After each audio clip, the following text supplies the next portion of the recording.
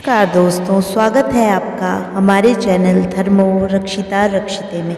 आज हम गंगा जन्म की कथा सुनाएंगे। ऋषि विश्वामित्र ने इस प्रकार कथा सुनाना आरंभ किया कि पर्वतराज हिमालय की अत्यंत रूपवती, लावण्यमयी और सर्वगुण संपन्न दो कन्याएं थीं। सुमेरु पर्वत की पुत्री मैना इन कन्याओं की माता थी। हिमालय की बड़ी पुत्री का नाम गंगा तथा छोटी पुत्री का नाम उमा था। गंगा अत्यंत प्रभावशाली और असाधारण देवी गुणों से संपन्न थी। वामन पुराण के अनुसार जब भगवान विष्णु ने वामन रूप में अपना एक पैर आकाश की ओर उठाया तो तब ब्रह्मा जी ने भगवान विष्णु के चरण धोकर जल को अपने कमंडल में भर लिया। इस जल के तेज से ब्रह्मा जी के कमंडल में गंगा का जन्म हुआ। ब्रह्मा जी ने गंगा हिमालय को सौंप दी। इस तरह पार्वती और गंगा दोनों बहनें हुई।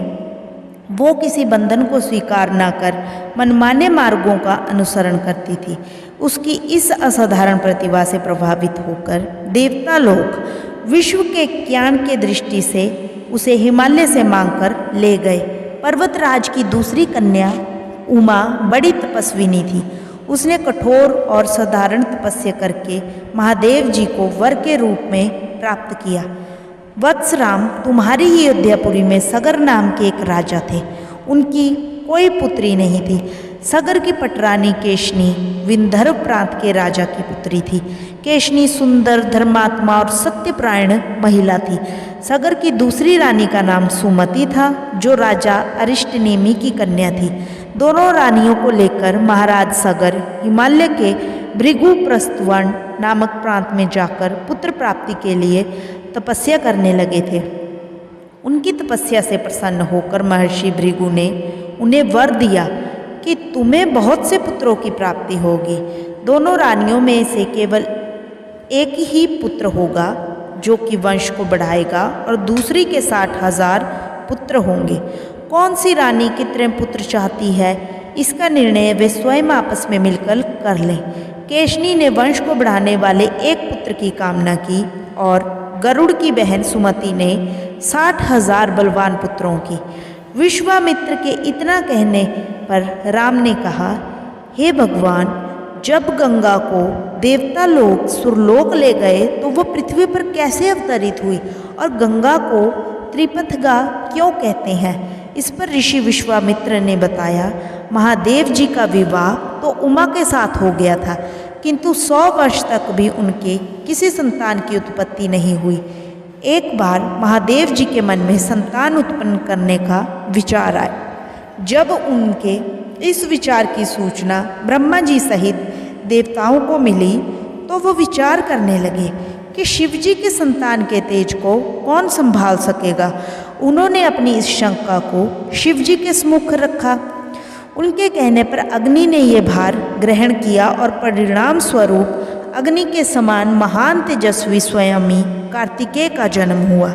देवताओं के इस षड्यंत्र में उमा के संतान होने में बाधा पड़ी तो उन्होंने क्रुद्ध होकर देवताओं को श्राप दिया कि भविष्य में वे कभी पिता नहीं बन सकेंगे।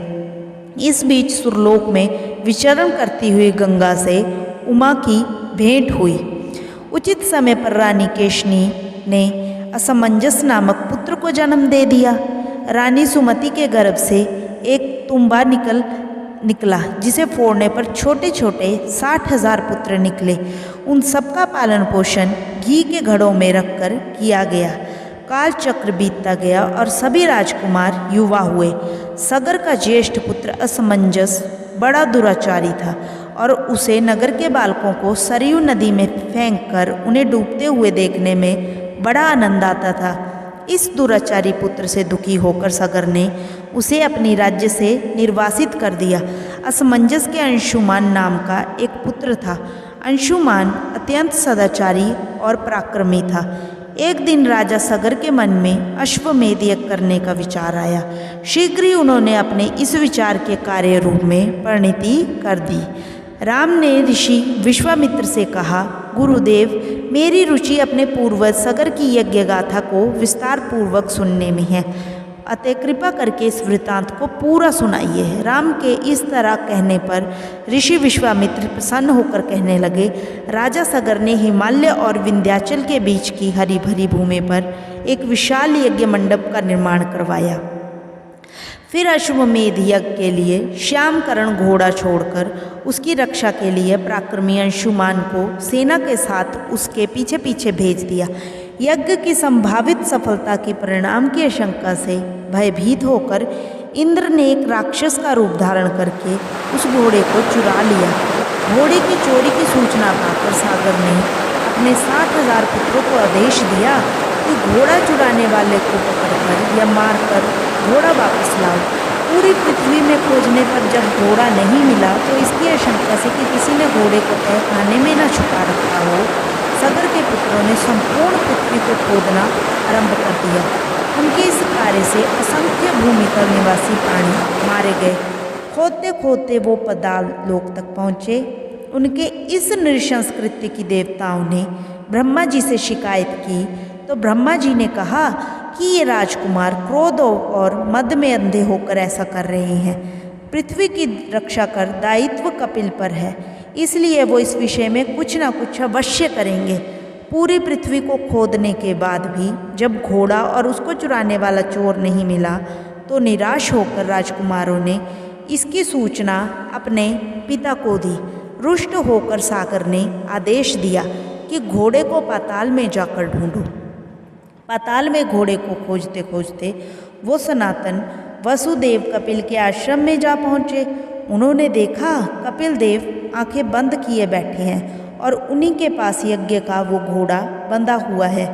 उन्होंने कपिल मुनि को घोड़े का चोर समझकर उनके लिए अनेक दुर्वचन कहे और उन्हें मारने के लिए गंगा नदी के सागर के इन कुकृत्यों से कपिल मुनि की समाधि भंग हो गई है। उन्होंने क्रुद्ध होकर सागर के ये भी सब पुत्रों को गंगा जी कर दिया। देवी पार्वती के पसीने से हुआ था। पिछली कहानी में हमने सुना था किस प्रकार देवी पार्वती ने अपने हाथों से शिव भगवान की आंखें बंद कर दी थी, जिससे संसार में अंधकार छा गया था और शिव भगवान ने अपने तृतीय नेत्र से जग उजागर कर दिया था। जब देवी पार्वती ने अचानक तृतीय नेत्र एवं उसके प्रकाश को देखा तो वो भयभीत हो उठी। उन्होंने झट से शिवजी की आंखों से अपना हाथ हटाया और ताप और घबराहट के कारण उनकी हाथों से पसीने की बूंद निकलकर नीचे गिरने लगी और गंगा नदी में बदल गई। आगे चलकर नदी की कई शाखाएं हो गई और सारे पृथ्वी जलमग्न हो गई। ये देखकर ब्रह्मा, विष्णु और इंद्र घबराए हुए शिव भगवान के पास गए और प्रार्थना करने लगे, हे महादेव, ये धरती पर क्या हो रहा है? नदी तो सारी सृष्टि को जलमग्न कर रही है, इसे कैसे रोका जाए? देवी को सांत्वना देकर शिव भगवान ने पूरी नदी को सोखकर अपनी जटा में रख लिया। अब जल के अभाव में तीनों लोकों में हाहाकार मच गया। फलते सभी देवता पुनः भगवान शिव से जाकर प्रार्थना करने लगे, हे महादेव, संपूर्ण नदी आपकी जटाओं में है, तीनों लोकों के लिए जल की तो आवश्यकता है, कृपया जल देने की अनुकंपा करें। शिव भगवान ने कहा, एवमस्तु। तत्पश्चात उन्होंने गंगा के एक भाग को मुक्त किया। इस प्रकार वैकुंठ में गंगा विरजा नदी के रूप में, सत्यलोक में मानस तीर्थ तथा इंद्रलोक में देव गंगा के रूप में आई। गंगा नदी के धरती पर अवतरण और शिव भगवान ने कैसे उन्हें अपनी जटाओं में संभाला, इसके बारे में एक और कथा भी है। भगवत पुराण की ये कथा गंगा को वामन अवतार से जोड़ती है। इसके अनुसार धरती मापते समय वामन के पैर का नाखून धरती में घुस गया और वहीं से गंगा नदी का उद्गम भी हुआ था। तीनों लोकों से होती हुई गंगा ब्रह्मलोक पहुंची। बाद में राजा सगर के 60,000 पुत्रों की मुक्ति दिलाने राजा भगीरथ गंगा को ब्रह्मलोक से शिवजी की जटाओं से होते हुए पृथ्वी पर ले आए थे। दोस्तों, अगर आपको हमारी ये कहानी पसंद आई हो तो हमारे चैनल को सब्सक्राइब करें और वीडियो को लाइक करें। धन्यवाद। राधे राधे।